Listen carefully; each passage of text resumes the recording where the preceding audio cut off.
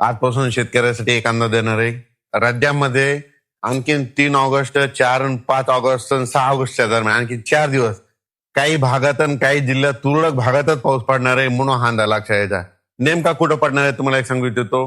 सोलापूर जिल्ह्यात पंढरपूर, सांगोला, आटपाडी, त्या म्हणजे सोलापूर जिल्ह्यात बऱ्याच ठिकाणी वेगवेगळ्या भागात विखुरलेल्या स्वरूपाचा पण पडणार आहे. 6 तारखेपर्यंत आणखीन पाऊस आहे. त्याच्यानंतर धाराशिव जिल्हा देखील विखुरलेल्या स्वरूपाचा पडणार आहे. भाग बदलत पडणार आहे. सर्वदूर काय पडणार नाही. अर्ध्या घंट्याचा 20 मिनिटाचा पाऊस असणार आहे म्हणून अंदाज लक्षात यायचा. लातूर जिल्हा, त्याच्यानंतर बीड जिल्हा, त्याच्यानंतर अहिल्यानगर, त्याच्यानंतर जालना जिल्हा, संभाजीनगर, परभणी जिल्हा, बुलढाणा जिल्हा, अकोला जिल्हा, अमरावती जिल्हा, हिंगोली जिल्हा, नांदेड जिल्हा, लातूर, परभणी, त्याच्यानंतर यवतमाळ, त्याच्यानंतर इकडं पुसद हे असा पट्टा करत अमरावती, नागपूर, वर्धा, भंडारा, गोंदिया, चंद्रपूर ह्या पट्ट्यामध्ये काय होणार आणखीन 6 तारखेपर्यंत असा म्हणजे दुपारपर्यंत ऊन पडेल आणि सरी येतील. अर्ध्या तासाचा 20 मिनिटाचा पाऊस पडणार आहे म्हणून हे अंदाज लक्षात यायचा. त्याच्यानंतर 7 तारखेच्या नंतर 7 ऑगस्ट नंतर चांगली उघडीप भेटल म्हणून हे लक्षात यायचं.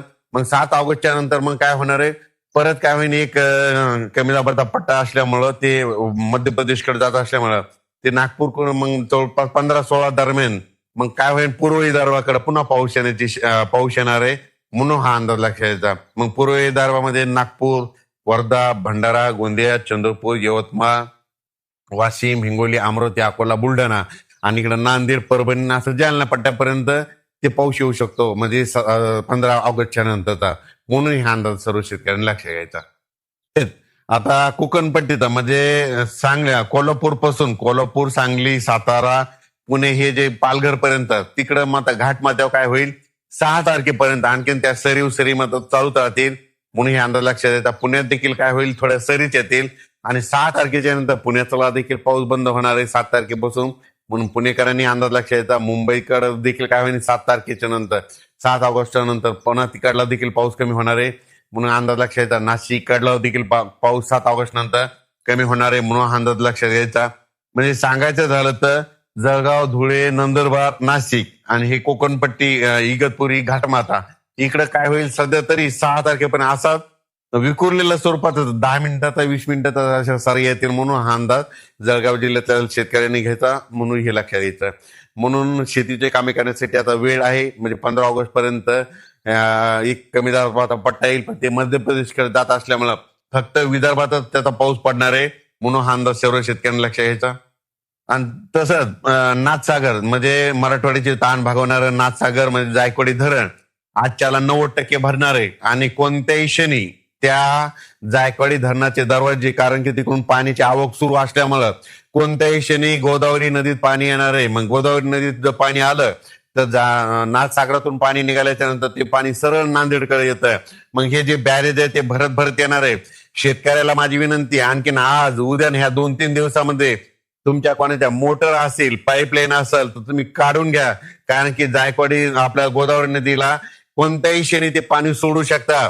आपले जनावर असेल आपलं शेतामध्ये त्या गोदावरी नदी काठणं गाई गोठे आहेत त्यांनी काय करायचं आपण आपल्या पाळीव प्राण्याची काळजी घ्या. 2-4 दिवस आता नदीमध्ये तुमचे जनावरे बांधू नका, चरायला सोडू नका कारण की कोणत्याही क्षणी आजच्याला 90% होणार आहे. 90% झाल्याच्या नंतर उद्या 93-94% होईल आणि 100% भरण्याच्या मार्गावर 100% होणारच आहे. 100% व्हायच्या अगोदरच त्यांना सोडण्याची तयारी ठेवावी लागते म्हणून त्यांनी देखील आदेश दिले. आणि माझी देखील विनंती आहे की नांदेडपर्यंत जिथपर्यंत गोदावरी नदी आहे तिथपर्यंत त्या शेतकऱ्यांनी अंदाज लक्षात घ्यायचा. तर मी माझ्या शेतामध्ये अचानक ही आपलं सोयाबीनचं पीक यावर्षीचं आलेलं आहे 2026 आणि कम्प्लीट आता 1 महिना 3 म्हणजे 33 दिवस पूर्ण झालेले आहेत. आता नेमकंच कुठंतरी फुलं लागत आहेत म्हणून फवारणी देखील सुरू आहे. शेतकऱ्याला विनंती आहे उघड भेटेल तसं तुम्ही तुमच्या फवारण्या करू शकता.